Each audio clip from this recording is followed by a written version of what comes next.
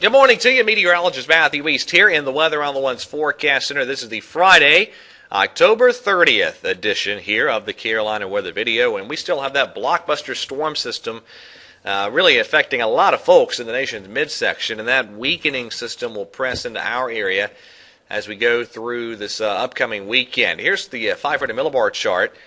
This is valid 2 o'clock this afternoon here on this Friday afternoon. You have the main core of the energy pushing into the Great Lakes, but notice this little trailing piece of energy down in parts of Texas and Oklahoma. That's what's really making for a very challenging weekend forecast around here. It's making the timing of our rain chance pretty tough, make it be pretty tough to nail down.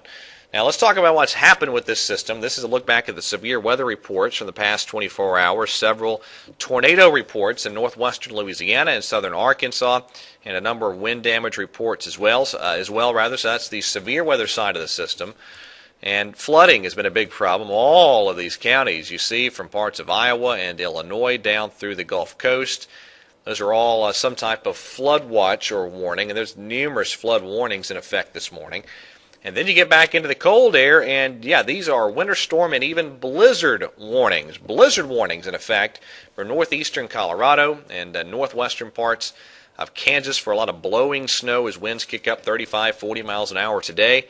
And when all is said and done, in Nebraska, some folks will have seen over a foot of snow. Up to 2 feet of snow fell, of course, in the Colorado Rockies earlier in the week. There's the radar from 5 o'clock this morning. The snow has been quite heavy in northeastern Colorado out through Nebraska this morning.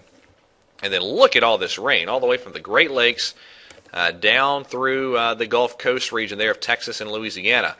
And this rain is very, very heavy, and it's really piling up in the Mississippi River Valley. And those are folks that don't need to see any more rain. They've had plenty, and this is only causing more problems in that part of the country.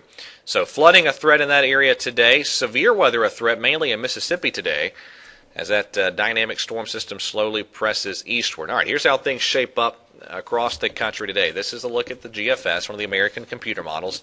Big cold front from the Great Lakes to the Gulf of Mexico. And we're still ahead of that front today, but we'll see a lot of cloud cover here across the Carolinas. And what we will also see is temperatures mid to upper 60s, maybe some lower 70s for high temperatures in a few spots this afternoon.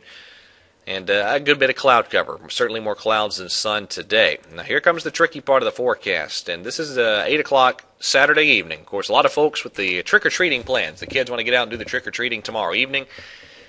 I don't think it's going to be a washout, but I do think we're going to have to mention the chance of a shower around the region during the evening Saturday. It looks like beginning late tomorrow afternoon, late Saturday afternoon, and then continuing right on through Sunday morning, we'll have that chance of some showers. But nailing down and fine-tuning that timing is really tough right now, because it all depends on how quickly that 500 millibar energy I showed you back at the beginning of the video, how quickly that sort of consolidates and swings on through the area. So anywhere from Saturday afternoon through Sunday morning, a chance of showers. This is a look at the chart for early Sunday afternoon.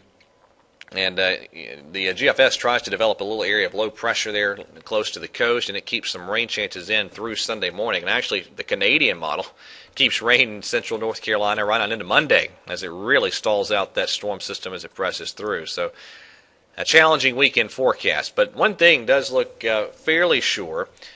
After a relatively warm day for Saturday with highs in the low to mid 70s in many spots, Sunday's going to be much cooler, and we could see a lot of Piedmont highs in the 50s Sunday, depending on how the clouds and rain chances play out. And then the forecast actually gets easier as we get into the next work week. It's going to be a pretty cool and quiet week next week. This is Monday. We're probably looking at highs on Monday in the 60s.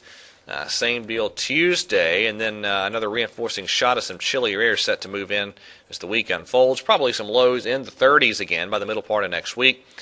And notice a nice charge of cold air showing up here. This is Thursday evening. That is Friday evening showing up on the GFS. If you watched yesterday's video, talked about how there's that big trough swinging into eastern Asia. A lot of times a week or so down the road, that translates into a nice trough in the eastern U.S. GFS hinting at that. It's had that on some runs. It has not had it on other runs, but I do think there's a pretty good push of cold air in the offing as we get somewhere between the 7th, the 10th or so of November. So a lot to watch. It's a fun time of year if you like following the weather. You get a lot of changeable weather. You get big storm systems occurring right now across the nation's midsection, and a lot of swings in temperatures.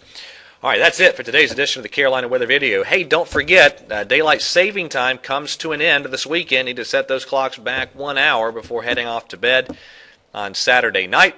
Otherwise, you'll be all off schedule by the time Sunday morning rolls around. All right, have a great weekend, and God bless.